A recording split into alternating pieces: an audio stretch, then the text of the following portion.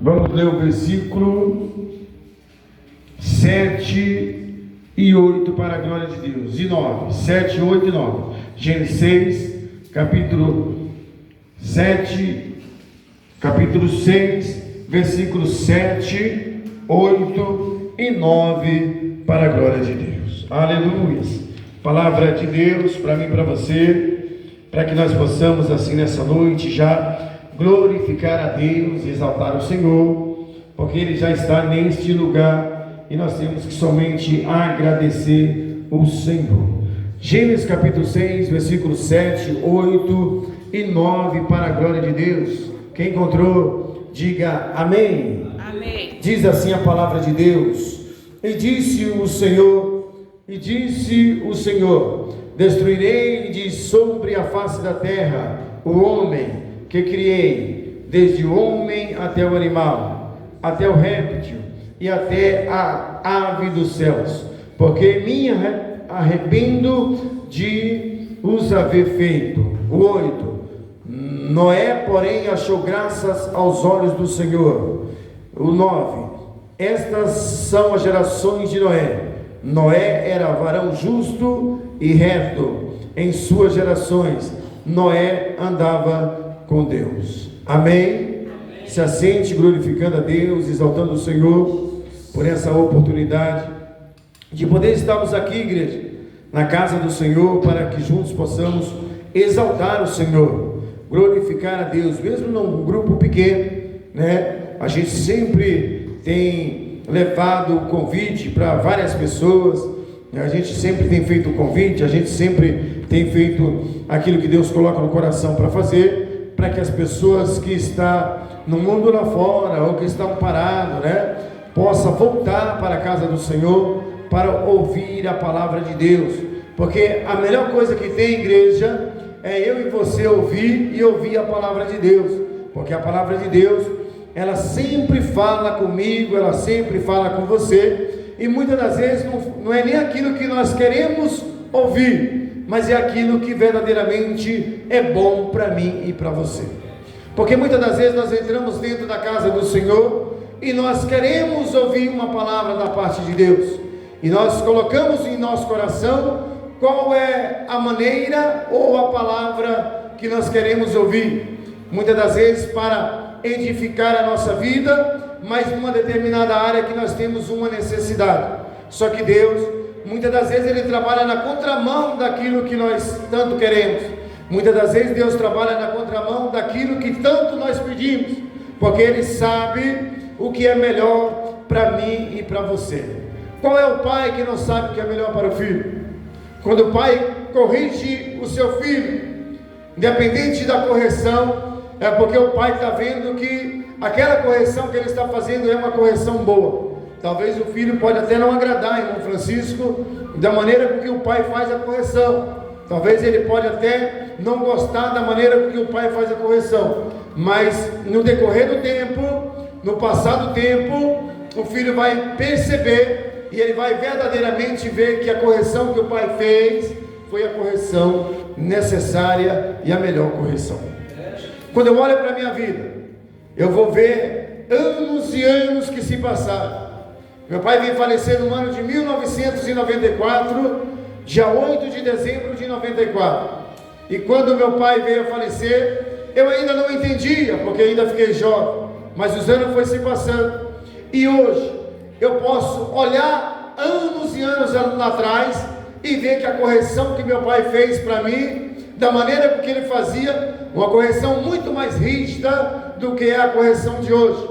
A maneira com que ele corrigia, a maneira com que ele tratava eu e os demais da nossa casa, hoje eu consigo enxergar que era a melhor correção. Porque se meu pai não tivesse corrigido da maneira com que ele corrigiu, se ele não tivesse ensinado da maneira com que ele ensinou, talvez hoje eu não estaria na presença do Senhor, talvez eu estaria no mundo lá fora, ou talvez não estava nem mais vivo na face da terra, porque tinha ido para caminhos tortuosos, fazer as coisas que não agradam ao Senhor. Mas Deus permitiu que meu pai corrigisse de uma maneira rígida, mas hoje eu louvo e engrandeço o nome santo do Senhor, porque tudo aquilo que eu aprendi com meu pai, hoje eu coloco em prática. ele falava para a gente que nós deveríamos honrar a nossa palavra.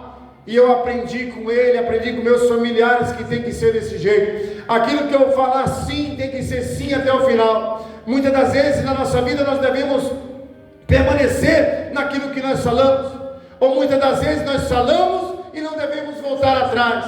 Porque a nossa palavra, ela não pode fazer curva. A nossa palavra, ela tem que ser sim, sim e não, não. E nos dias de hoje, igreja, o que nós mais vemos é pessoas muitas das vezes falando sim para mim, falando sim para você, mas no decorrer dos dias, no decorrer dos meses ou até mesmo do ano, as pessoas elas não cumprem com aquilo que falou. Mas eu aprendi de uma maneira rígida, eu aprendi de uma maneira severa, e hoje eu glorifico a Deus, exalto o Senhor, porque Deus é maravilhoso sobre a minha vida, e aquilo que eu aprendi eu coloco em prática, para que o nome do Senhor venha a ser glorificado. Então na minha casa, eu sempre vou fazer as minhas tratativas com as minhas crianças, de uma maneira com que eu acho que é a maneira correta e com que a palavra de Deus nos ordena. Quando eu tenho que ser bonzinho, eu sou bonzinho, mas quando eu tenho que corrigir, eu também corrijo, porque eu aprendi desse jeito. É claro que hoje a minha tratativa com as minhas crianças na minha casa é totalmente diferente das tratativas que meu pai teve comigo. Mas o que eu acho interessante é que Deus, agora imagine nós aqui, o seu pai carnal, ele sabe o que você necessita e ele sabe da correção que você precisa.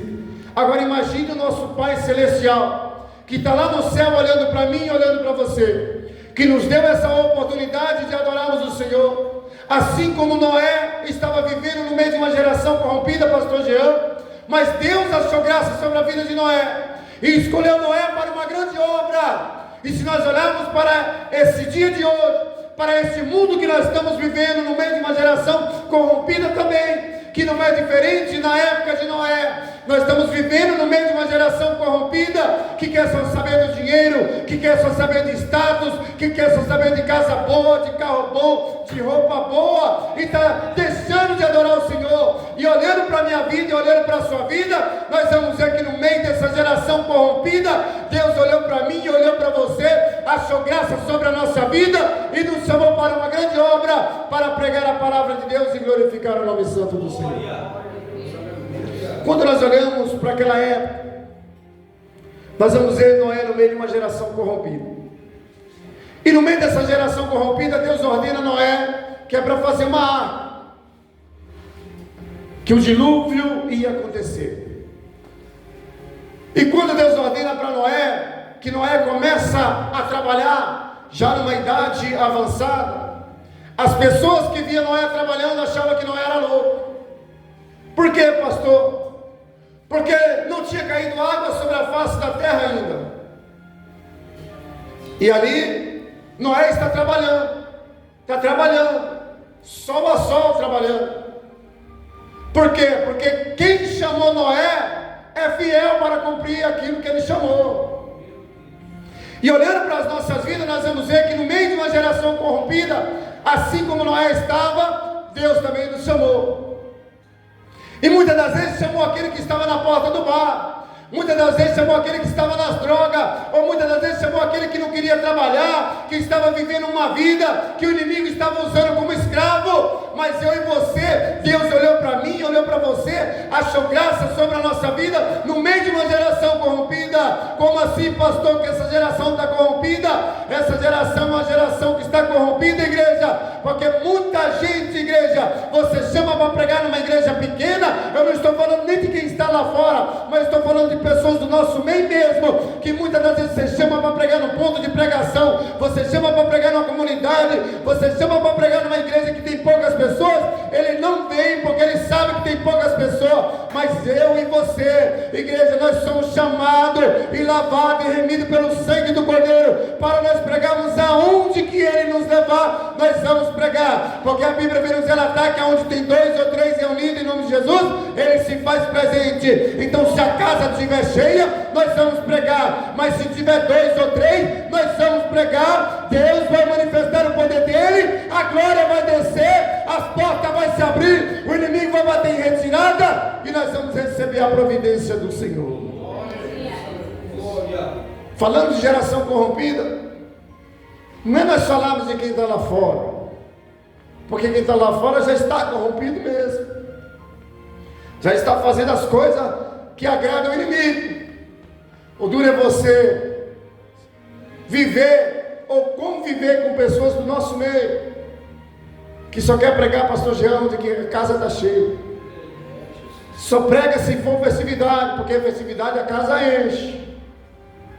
Se você chamar para trazer uma palavra no culto de ensino, numa terça-feira, se você chamar para vir numa quinta-feira, que nem hoje, no culto da vitória, você vai ver que tem muitas pessoas que não querem vir.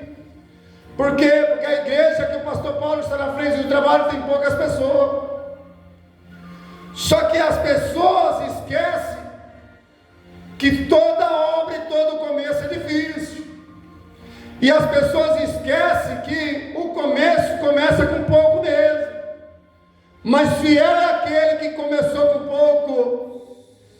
Ele é maravilhoso, ele conhece a nossa necessidade. E se eu e você for fiel com o nosso Deus no pouco, a Bíblia diz que no mundo Ele vai nos colocar. Não é só na vida financeira, mas se nós formos fiel no pouco, com os membros que tem, com as pessoas que tem, trabalhando, vindo na terça, na quinta, no domingo, fazendo a vontade de Deus. Quando tem aniversário, comemora. Quando tem uma festinha, comemora. Todo mundo se ajunta, porque juntos nós somos mais fortes. E aí Deus, Ele olha para mim, Ele olha para você, Ele fala, não, Ele está trabalhando, Ele está se desempenhando, está difícil, está doendo, mas Ele não parou, ela não parou, e agora eu vou começar a enviar o povo, para que ele possa pregar para muito, para que ela possa louvar para muito, recepcionar muito, dar água para muitas pessoas, e o nome do Senhor ser glorificado. Deus, Ele sabe, igreja, da necessidade de cada um. Eu lembro quando eu comecei a pregar, pregava para 2, 3, quantas tardes da bênção de sexta-feira, que só tinha eu e o pastor. Eu já contei isso aqui.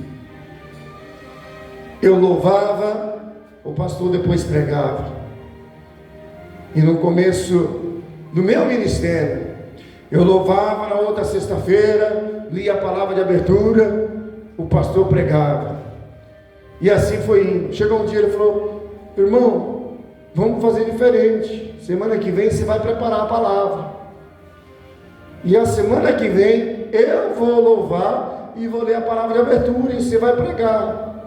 Falei, pastor, mas eu nunca preguei. Não tem problema. Não esquenta a cabeça. Por enquanto só está eu e você. E o Pai, o Filho e o Espírito Santo. E Ele é testemunha do que nós estamos fazendo aqui, com sinceridade. E Ele vai começar a trazer o povo aqui. Então, comece a ter a sua oportunidade, só eu e você. E daqui a pouco você vai ver o que Deus vai fazer. E o tempo foi se passando. Chegou um determinado dia, que estava só eu e ele. Eu estava louvando, abrindo o culto, e ele estava na nave da igreja, só ele. E de vez em quando ele olhava para a porta. E um pastor muito usado, eu falei, Jesus, o que está acontecendo? E daqui a pouco eu louvava um outro hino para ver se chegava alguém, né? E ele olhava para a porta, virava e olhava para a porta. Aí depois, quando ele foi pregar, eu sentei na nave da igreja e ele pregou para mim. E na hora que eu estava pregando, que ele estava pregando, melhor dizendo, eu também escutava alguns barulhos como se fosse pessoas chegando na igreja, mas não chegava ninguém. E eu olhava e não via ninguém. E ele começou a ministrar a palavra. E daqui a pouco ele falou assim, irmão, eu não sei se você está percebendo, ou sentindo e ouvindo a mesma coisa que eu estava quando eu estava sentado aí. Quando você estava louvando, eu escutava pessoas chegando na igreja, barulho de alguém pisando e chegando na igreja. Eu não sei se você está ouvindo a mesma coisa, mas eu estou percebendo que você está sempre olhando para a porta, virando e olhando para a porta. Eu falei, pastor, eu estou ouvindo também chegar alguém, e eu estou olhando e não chega ninguém. Ele falou, fique tranquilo, que Deus vai começar a enviar o povo. E ali foi várias sextas-feiras, não foi uma e duas não, foi várias.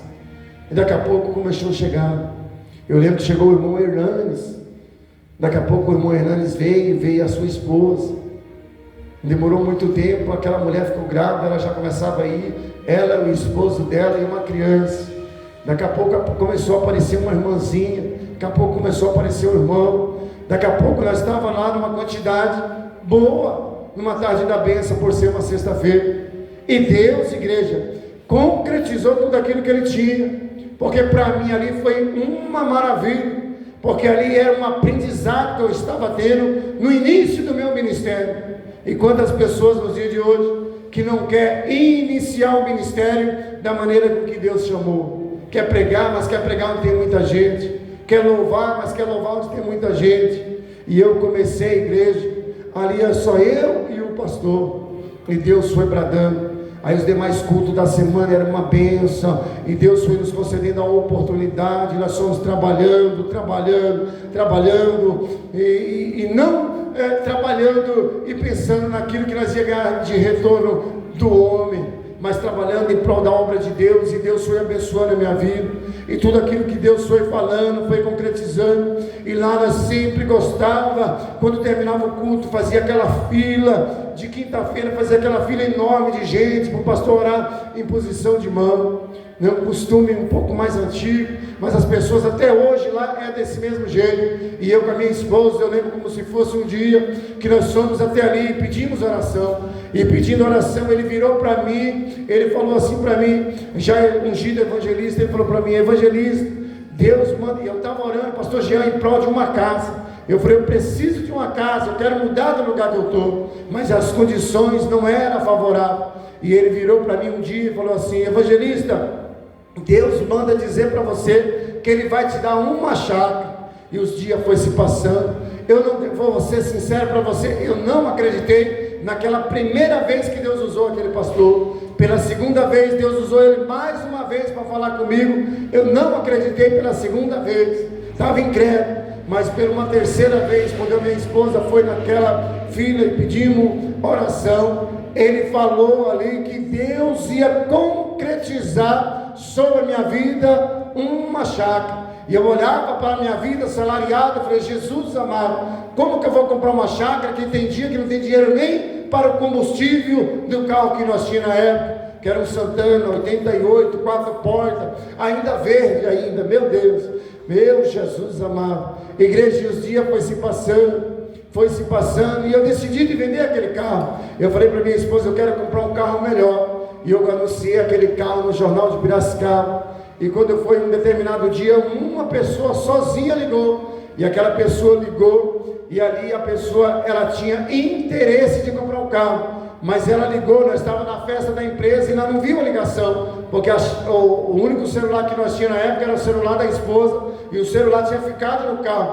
Quando nós saímos da festa, que nós pegamos o celular, tinha uma ligação. E aí durante a semana, que era para me retornar aquela ligação, eu não retornei. Aquele moço ligou e falou que tinha um terreno de uma chácara para trocar no carro. E os dias foi se passando, ele queria um valor alto, que para mim era impossível conseguir voltar para ele. Mas aí Deus foi trabalhando de uma forma tão tremenda, que eu não sei o que aconteceu, mas o filho dele caiu enfermo. E a enfermidade que chegou sobre a vida do filho dele era nas costas, e precisava fazer, se eu não me engano, uma raspagem, ou era uma cirurgia, não me recordo agora. E ali as coisas foi apertando para o lado dele, e ele foi abrindo a mão do valor daquele terreno para mim, até chegar